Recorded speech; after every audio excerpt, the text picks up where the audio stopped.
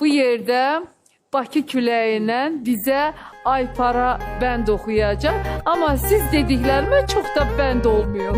Buyursunlar.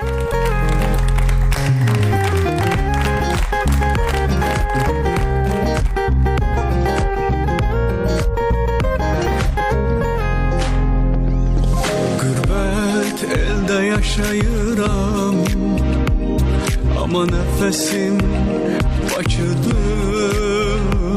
Her gece yuxularımda küləyin məni çağırır. Bakı küləyi, Bakı nəfəsim, ruhum səndədir, canım səndədir. Bu ürəyimlə, bu qəlbimlə mən hələ də səninləyəm Bakı.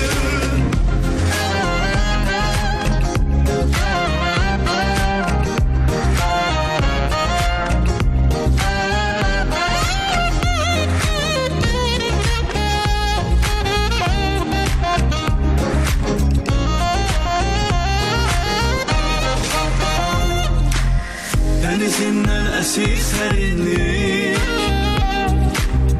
küçərindən keçir səsin.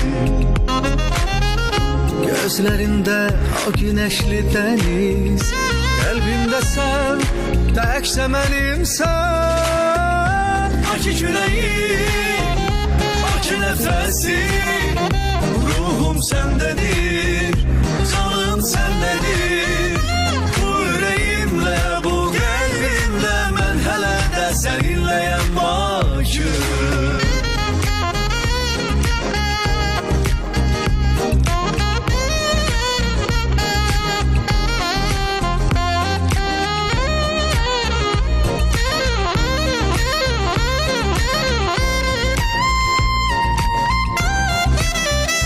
Bakı küləyi, Bakı nəfəsi, ruhum səndədir, canım səndədir.